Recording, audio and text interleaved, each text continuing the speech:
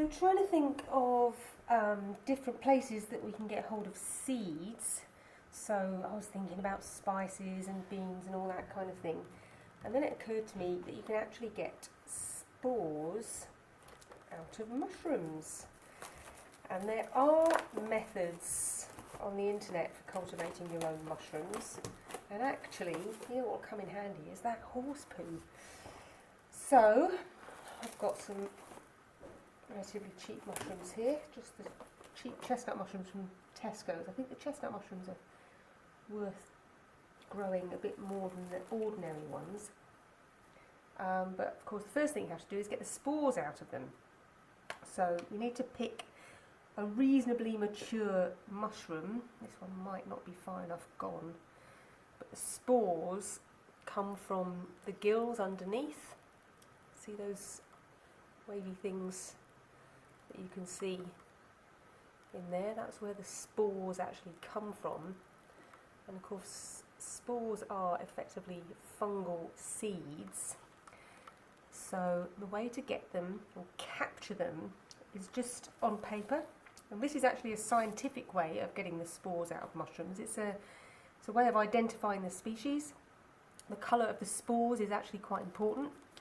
So literally all you do is lay it on your piece of paper and then cover it over with a glass so it doesn't get disturbed by the wind or whatever. Look, it's a lovely beetle. Okay, so this is the big reveal. This is 2 days later. I've had this mushroom underneath a glass, just sitting in the room.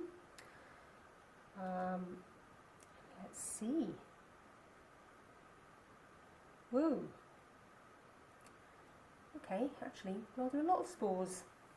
So as you can see, despite the pale colour of those gills, the spores themselves are actually a really dark chocolate brown, and that's indicative of this particular species of mushroom.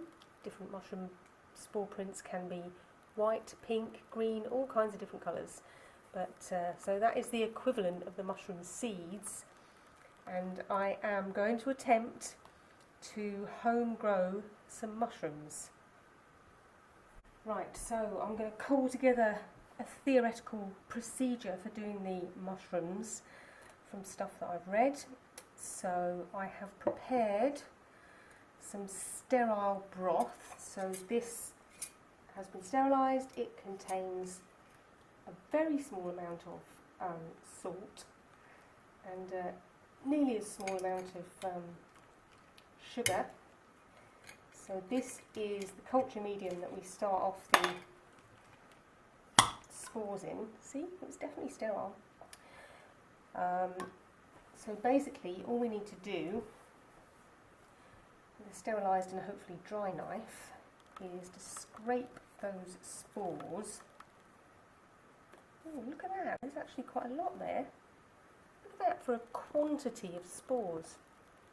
I find that quite astonishing. So obviously the paper wasn't sterile in the first place, but I'm just trying to minimise the other infections that might get in there. See?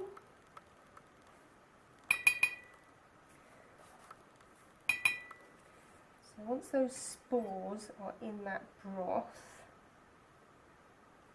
kind of dispersed, they should theoretically wake up. So the information that I have says that they should be kept relatively warm, about 20 degrees, so I'm going to keep them in the other room, which is a lot warmer than it is in here. You can see them, you probably can't see them actually, just starting to disperse down into the water. I can only just see them, it's just a tiny, tiny bit cloudy. So yeah, what I have also done is I took that horse poo that I found on one of my rides and I have baked it in the oven for about 45 minutes at 150 degrees, so that should be sterile, and that is the traditional medium for growing mushrooms on, is horse poo. So now that's sterilised and we've got our broth, I'm going to leave that for 24 hours and then I'm going to inoculate that horse poo with the broth. So this is the traditional substrate for growing mushrooms. So there's absolutely no reason why this should not work. So the first stage is to get a mycelium going, which is the basic fungus which will grow through this. It will digest all that beautiful straw in the horse poo, and eventually, after a few weeks of the mycelium developing inside that, we'll be able to open it up to the air and watch our mushrooms develop. Yeah, I know, I believe it when I see it. But what a cool experiment to do, growing your own mushrooms from absolutely nothing.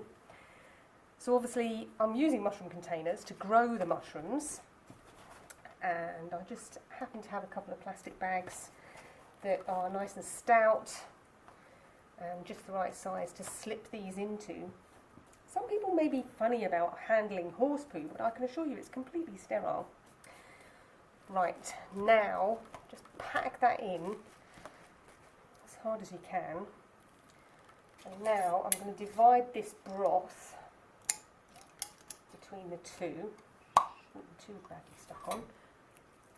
Just pour that in. Half and half.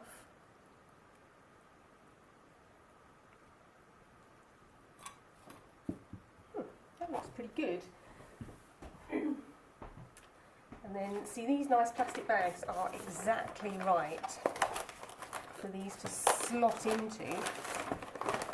And then I can seal this up. I'm going to tape that closed, and I will leave them in the dark, somewhere relatively warm, about 15 to 20 degrees. And I'll open them up again. Obviously I'll check them, but I'll probably open them up again in about 2 weeks and see if we've got any mycelium formed. So yeah, there we go. Mushroom experiment part 2.